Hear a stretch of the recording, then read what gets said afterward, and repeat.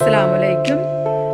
ഇന്ന് നല്ല മല്ലിയും മുളകും ചേർത്ത് മിക്സ് ചെയ്ത് വെച്ചിരിക്കുന്ന ഒരു ഫിഷ് കറിയാണ് റെഡിയാക്കുന്നത്. അപ്പോൾ അതിനുവേണ്ടി ഒരു പാൻ വെച്ചിട്ടുണ്ട്. അതിലേക്ക് 2 മീഡിയം സൈസ് തക്കാളി കട്ട് ചെയ്തിട്ട് കൊടുക്കുക. അതിലേക്ക് ഇപ്പോൾ 5 പച്ചമുളക് ചേർത്ത് കൊടുക്കുന്നുണ്ട്. കുറച്ച് വെളുത്തുള്ളിയും കൂടി ചേർത്ത് കൊടുക്കുക. അതിലേക്ക് ഒരു പിഞ്ച് വലിയ ജീരകം പൗഡറും ഒരു 1/2 ടീസ്പൂൺ ജിഞ്ചർ പൗഡറും കൂടി ചേർത്ത് കൊടുക്കുന്നുണ്ട്. ഇതിലേക്ക് കാശ്മീരി ചില്ലി പൗഡർ 5 ടീസ്പൂൺ ചേർത്ത് കൊടുക്കുന്നുണ്ട്. അപ്പോൾ എരിവ് കൂടിയതും കുറഞ്ഞതുമായ ചില്ലി പൗഡറാണ് ഇപ്പോൾ ഞാൻ മിക്സ് ചെയ്ത് ചേർത്ത് കൊടുത്തിരിക്കുന്നത്. അപ്പോൾ അതിലേക്ക് മഞ്ഞൾപ്പൊടി 1 ടീസ്പൂൺ 1/2 ടീസ്പൂൺ മല്ലിപ്പൊടി, ഈ പാകത്തിനുള്ള കല്ലുപ്പും ചേർത്ത് നന്നായിട്ട് മിക്സ് ചെയ്ത് കൊടുക്കുക. ഈ മിക്സിങ്ങിലാണ് ഇതിൻ്റെ രുചി കൂട്ടിയിരിക്കുന്നത്.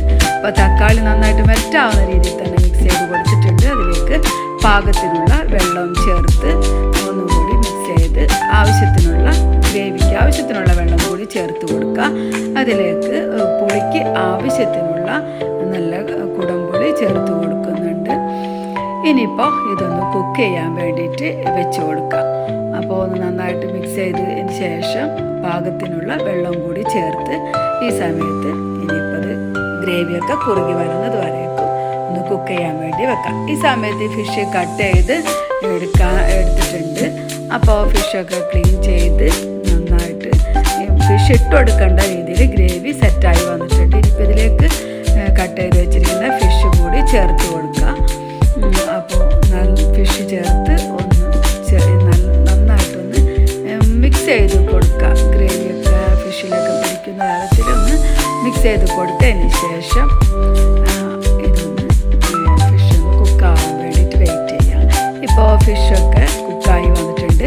ഈ സമയത്ത് ഒരു ടീസ്പൂൺ വെളിച്ചെണ്ണ ആവശ്യത്തിനനുസരിച്ച് ഓരോരുത്തരുടെ പാകത്തിനനുസരിച്ച് ചേർത്ത് കൊടുക്കാവുന്നതാണ്. ഇനിയിപ്പോൾ ഈ സമയത്ത് കുറച്ച് വേപ്പില കൂടി ഞാൻ ചേർത്ത് കൊടുക്കുന്നുണ്ട്.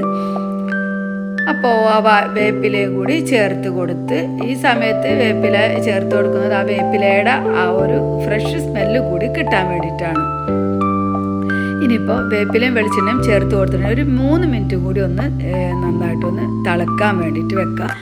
ഇപ്പോൾ നമ്മുടെ കറിയൊക്കെ നല്ല സെറ്റായി വന്നിട്ടുണ്ട്. നല്ല സ്മെല്ലും നല്ല ടേസ്റ്റുമാണ്. ഇങ്ങനെ വെക്കുമ്പോൾ നല്ല മല്ലി ചേർത്ത് വെച്ച ഒരു ഫിഷ് കറിയാണിത്. അതിൽ വലിയ ജീരകമൊക്കെ ചേർക്കുമ്പോൾ അതിൻ്റെ ടേസ്റ്റ് ഒന്ന് വേറെ ലെവൽ തന്നെയാണ്. അപ്പോൾ ഇൻഷാ അല്ലാഹ് അടുത്ത